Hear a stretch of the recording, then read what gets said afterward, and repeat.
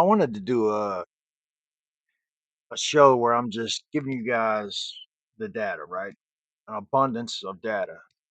As if, and I'm doing this not only for the seasoned UFO veteran to the subject, but also to people who aren't so knowledgeable. Because I think that right now there's a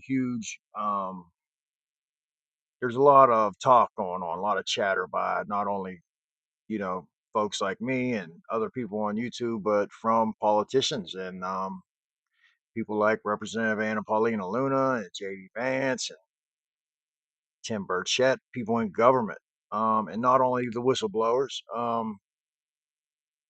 So I wanted to just take a look at some cases, some new cases, some cases that aren't so new, and just look at the evidence. And I found in looking for these things, I found this one piece, this data point that I think that we're going to have to really look into, and it had to do with commercial pilots. And this isn't the first one. I've uploaded them in the past, but this one was really trippy because it was the old black triangle, the TR3B, looking craft. They couldn't really identify it, but they said it was triangular and it was pacing the commercial aircraft. So we're going to watch this clip, and it was freaking the pilots out.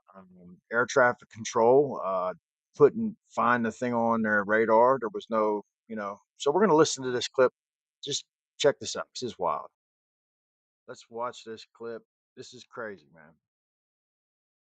Priester 192, got a question for you.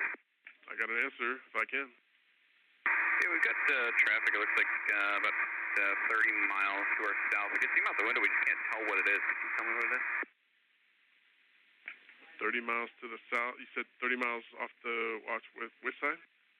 30 miles off our right wing, about 1,500 feet above us.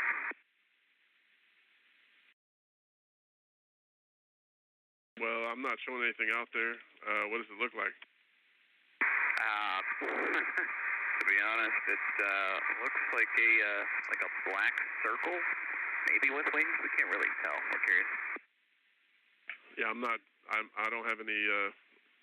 I don't have any actual radar on anything over there, but keep an eye on it, I guess. Or... Yeah, maybe it's something from that area.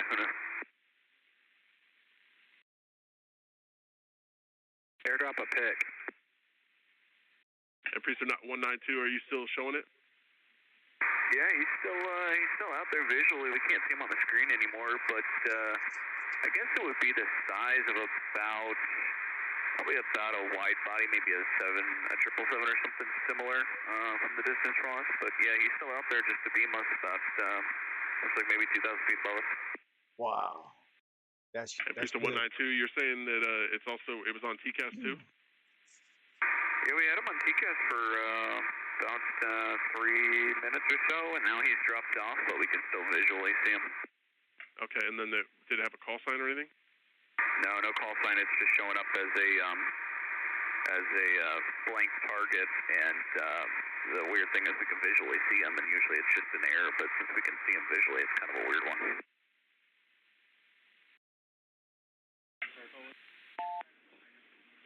But he said it looked like a black airplane.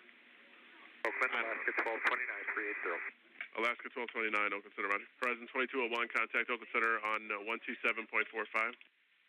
2745, good day, Horizon there, 2201. Priester 192, he's still there? Yeah, he's still hanging out here right along with us. What's about same heading? A little closer to our altitude now, just hanging out with us. You said it's all black and it looks like an airplane, but not really? Yeah, it kind of, to be honest with you, it looks like an F-117, if you know what that is, the stealth fighter. It's kind of what it looks like from our distance, but same altitude, maybe 20 miles off our right wing, about relative altitude now. Priester 192, roger that, and just let the next controller know if it does anything weird. Anyway, ride's mother good over here. UFO/fighter aircraft following this Priester along. So that's weird. 35 to 37, thank you, and 35 to 37 as well. 33, back on course, Southwest 3598, climb and maintain, flight level 370. 37 southwest 3598. Waiting ship here. 33 for that 35 initially. Take that one. Nothing. Brewster 192, are you still showing the traffic that the target you're looking at above you? Yeah, he's now abeam us by about 20 miles laterally. He's no more longer on TCAS, but he's still visually there. And Brewster 192, is it to your left wing or your right wing? Right wing. Last guy said he couldn't see him, but yeah, right wing about 20 miles, same relative altitude it seems like. Alaska 779, do you see anything maybe at your 10 to 11 o'clock and about 15 miles? What are we looking for, Alaska 779? Alaska 779, looking for potentially an aircraft looking black object. Should be around your altitude, maybe between 35,000 and 37,000. We're looking, Alaska 779. Horizon Air 2012, traffic 12 o'clock, 10 miles, opposite direction, 737, altitude above. Stealth fighter. According to the pilot's report, the object remained in visual contact for an extended period before it suddenly climbed sharply and disappeared into the night. Wow. Was that for Priester 192? And Priester 192, are they out of your visual range now? Yeah, they're out of our visual range now. Near Dinty.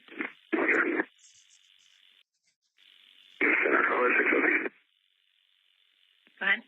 We've got a few aircraft who are going here.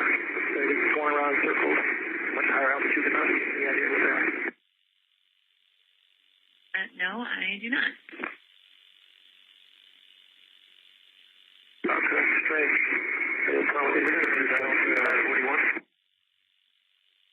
Delta 41 standby. And Charlotte 670, say the last part again? Yeah, that looks to be, much higher than we are. They're going around in circles, so maybe 3 aircraft. That's what aircraft is wondering. Yeah, Roger. Yeah, I don't know. You're not entering any military airspace or anything. I'm not sure. Delta 41, go. Delta 41, yeah, we're just wondering if we needed a frequency change. I was just waiting for you to level at level 340. Are you level now?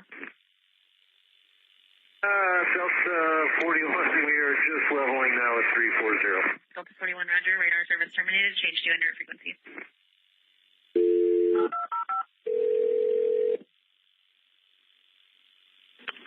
Los Angeles and operation from me.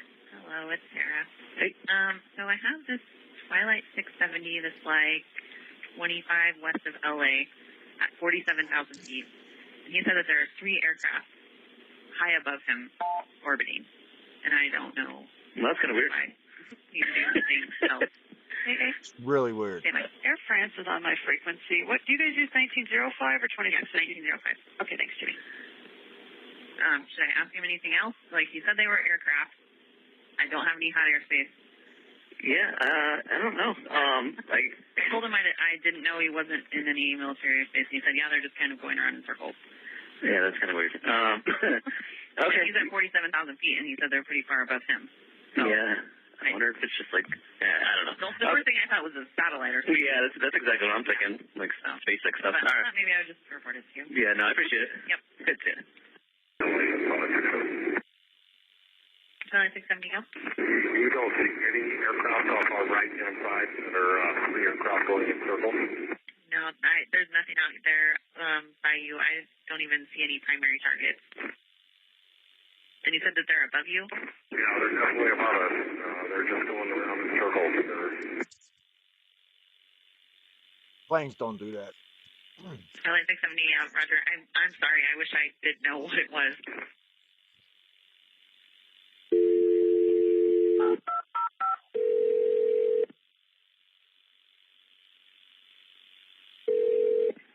Los Angeles and operation, Tommy. Hey, it's me again. That Twilight's still asking me about if I see anything.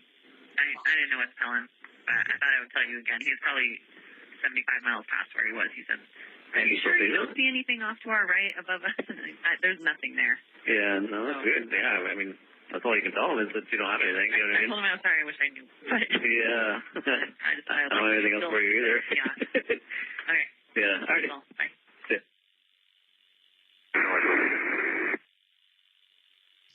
Go ahead.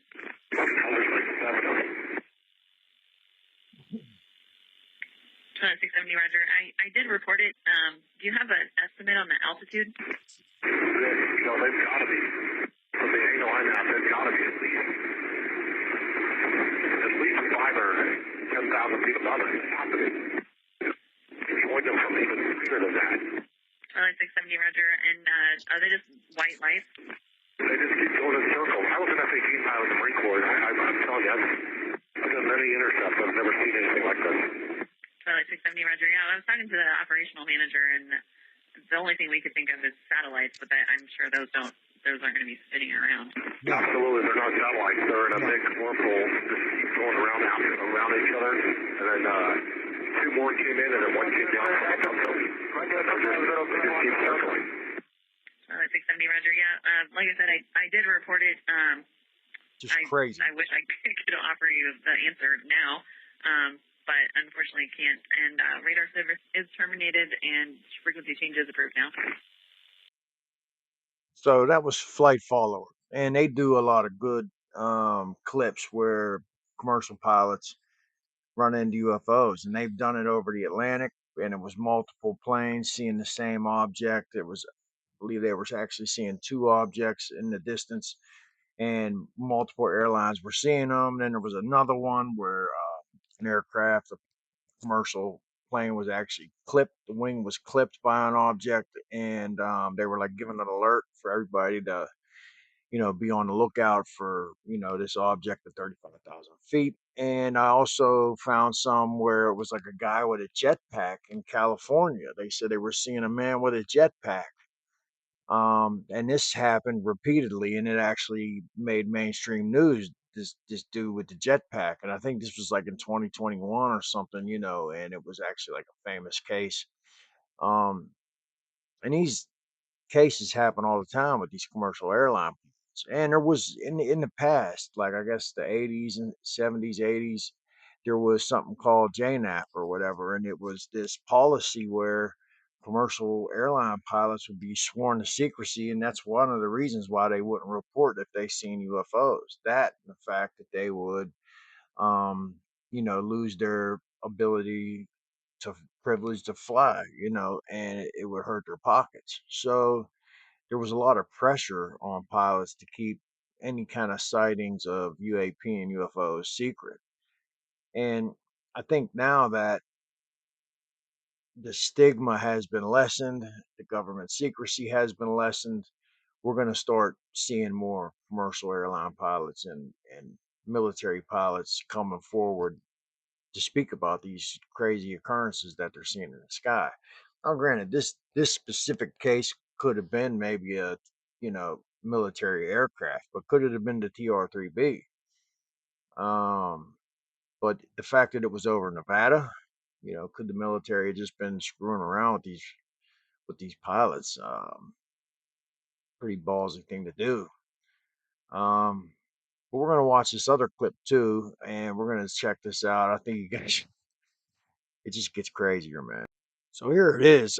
Newly released records reveal drone incursions, including triangular object with a spotlight. They said this triangular object with a spotlight was sighted above a nuclear site, and this was the one in Susquehanna, Pennsylvania. Excuse me. It was a steam electrical station or a steam electric station in Pennsylvania, which is a nuclear plant and this is where a triangular object appearing to carry a large spotlight was reported within the site's airspace and perimeter for more than 2 hours. And this was written by, Christopher Sharp and Kyle Warfel. And this was April 8th, 2026. This is a pretty recent article. And this was one of the most striking cases. Um, it's a nuclear plant.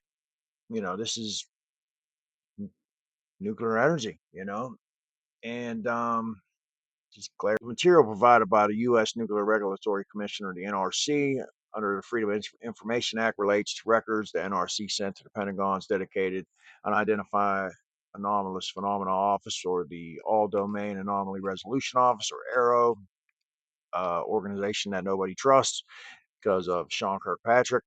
Between January 1st of 2020 and November 24th of 2025, in total of 22 drone-related incidents were documented. The Susquehanna nuclear power plant accounted for 8 incidents in just over a month. In contrast, the Columbia Generating Station in Washington State accounted for 9 across a period of nearly 3 months. So this is coast to coast, you know. Taken together, the two sites made up 17 of the 22 incidents, right? And several incidents around Susquehanna involved multiple drones approaching from multiple directions.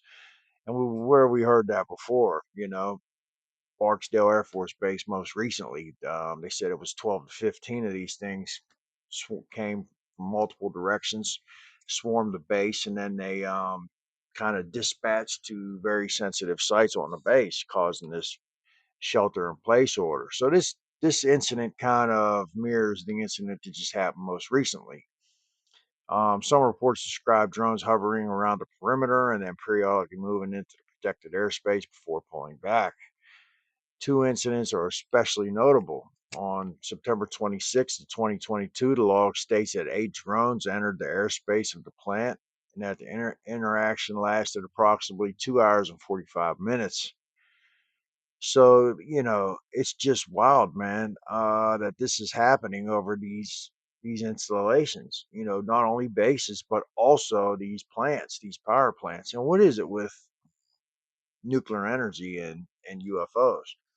There's definitely a correlation throughout history, and we've always known it. Like this is nothing new.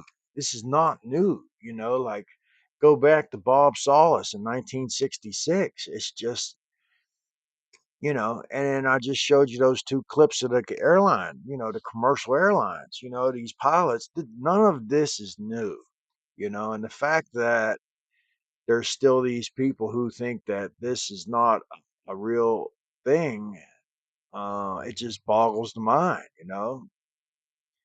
Um, but I'm going to continue, man. From November of 2022 through February 2023, this I believe they're talking about. Okay, the site saw related appearances by drones, including some described as large. In one case, in which the Department of Energy's Hanford Patrol followed a drone east toward the city of Richland before losing sight of it.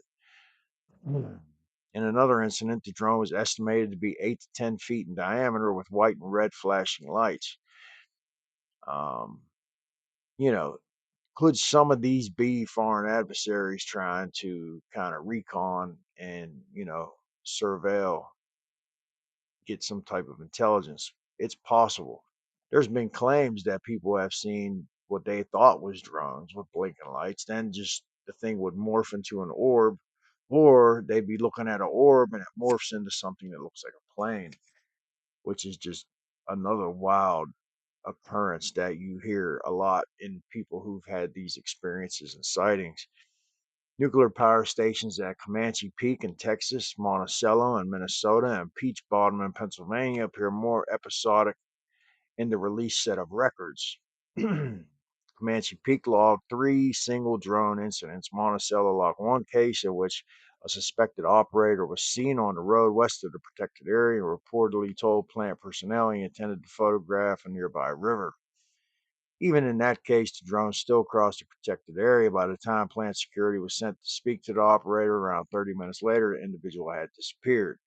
So some of these are probably actually just drones, right?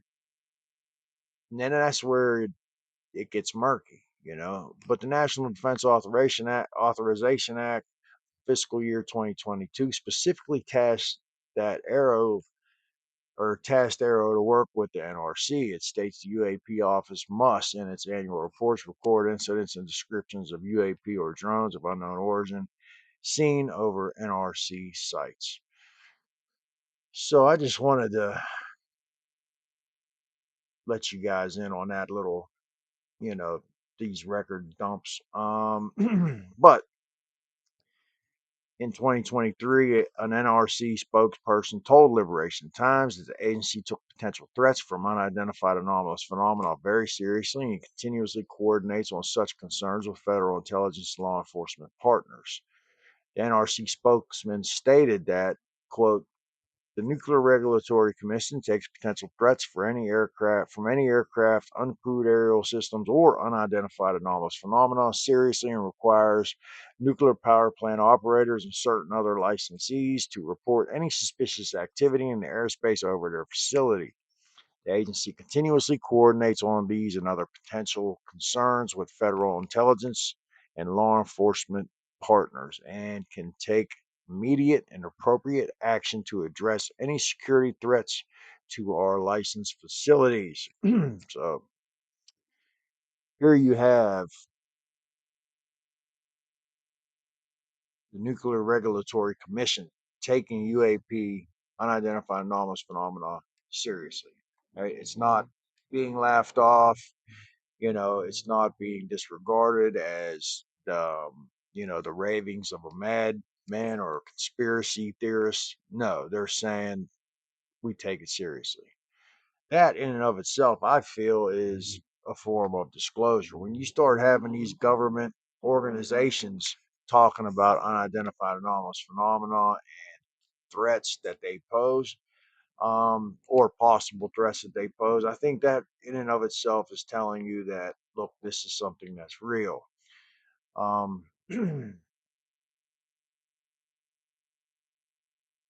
The area around Columbia Generating Station in Washington State has a history of reported anomalous activity dating back to the 1940s. I Flight Follower, who we actually just watched, actually did a piece where I think it was Oregon, but it was multiple commercial airlines were seeing these lights and basically UAP doing these crazy maneuvers and like 30 miles out. But there was multiple witnesses from multiple angles, multiple different pilots, and they were calling into air traffic control about it. And for some reason, like the state of Washington, the state of Oregon is a hot spot, and off of the coast of the Pacific. Let's not forget Catalina Island, which is just a very active zone for UAP and USOs, by the way.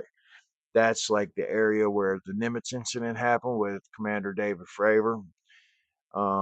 So, but let's keep reading here. In a 2009 email to UAP researcher Robert Hastings, and this is the gentleman who wrote UFOs and Nukes, former serviceman Clarence R. Bud Clem recalled an apparent wartime encounter involving an unknown object over the top secret Hanford Ordnance Works in Washington State. Hanford, now decommissioned, was established in 1943 as part of the Manhattan Project and is located roughly 4 miles from Columbia Generating Station. Clem, a former U.S. Naval Research Officer and an F-6F Hellcat fighter pilot assigned to Air Group 50 aboard the USS Cowpen, said that in 1945, during World War II and months before the atomic bomb bombings of Hiroshima and Nagasaki, radar operators detected a bogey over the highly classified Hanford site, and the sighting prompted a rapid response from personnel at nearby Naval Air Station Pasco. According to Clem's account, a lieutenant commander named Richard Brown scrambled in an armed aircraft and pursued what was described as a bright ball of fire, but was unable to catch it before it sped off to the northeast and vanished from radar. As documented by Robert Hastings in his book UFOs and Nukes, unusual incidents continued at Hanford after the war. And a now declassified Air Force intelligence report states that in May of 1949, personnel working at the site saw a silvery disc-shaped object hovering over Hanford. Edward Ruppelt, the United States Air Force officer who directed Project Blue Book, the former U.S. government study of UFOs conducted between 1952 and 1969, also documented a case near Hanford in December of 1952. In the incident, a pilot and radar observer of a patrolling F-94 flying at 26,000 feet first spotted a light and then saw a large, round, white object with a dim reddish glow from two windows. And that's wild, right? After losing visual contact, the pilot obtained a radar lock on and was forced to alter course several times to avoid a collision. At the time of the incident, Hanford was the world's largest producer of weapons grade plutonium. So You know, I even think, if I'm not mistaken, I did an episode talking about Hanford. But then you have Peach Bottom Atomic Power Station, which witnessed the UAP event in 1970, when on the night of October 15th, a large number of residents in Delta Borough in Pennsylvania say they witnessed a flashing red and blue object circling the skies less than a mile from Peach Bottom Nuclear Power Plant. And this is the picture of Peach Bottom. One of the witnesses was William Ramsey, a bus driver for the Southeastern School District, who claimed to have witnessed the event. He stated it had rotating lights, he said, and it kept coming and going. The newly obtained information comes following a spat of recent incursions by mysterious unidentified drones over the United States. Last month, a series of unidentified drones were seen hovering over Fort McNair, Washington, D.C., where Secretary of War Pete Hegseth and Secretary of State Marco Rubio live. The incident prompted the White House to consider relocating them. So this is serious, man. In another alarming incident last month, a large number of unauthorized drones are seen over Barksdale Air Force Base, which I did an episode about all this, so we're not going to go back into it. If you guys haven't seen that episode, just click on my channel and check out the playlist, and you'll clearly see the thumbnail with Hegseth and Rubio and this whole situation. But Merrick von Rennenkampf, who's always on with Ross Coulthart, he was speaking to the Liberation Times. He's a former analyst at the U.S. Department of State and Obama administration appointee at the Department of Defense. He stated the brazen incursions by unknown drones over sensitive nuclear infrastructure outlined in these reports is truly alarming, especially after multiple waves of unknown objects flew with complete impunity for several days over Barksdale Air Force Base, Louisiana. Barksdale notably hosts the headquarters of the Air Force Global Strike Command, which oversees the U.S.'s nuclear, intercontinental ballistic missiles, and air-launched nuclear weapons. So, similarly brazen and mysterious incursions persisted for nearly 3 weeks over Langley Air Force Base, home to Air Combat Command, and Wright-Patterson Air Force Base, headquarters of Air Force Intelligence, Air Force Research Laboratory, and Air Force Materiel Command. In short, an unknown actor is systematically asserting dominance over the most critical and sensitive military sites in the United States. And the failure of these shocking incidents to raise more alarm bells in the public discourse is baffling and an inherent national security risk. And this is what I'm saying, right? We're supposed to be the most powerful military on earth. So what could just fly with impunity over our most sensitive sites? It's got to be UAP, UFOs. It's got to be non-human, in my opinion. I don't know. Let me know what you guys think. On to the next segment.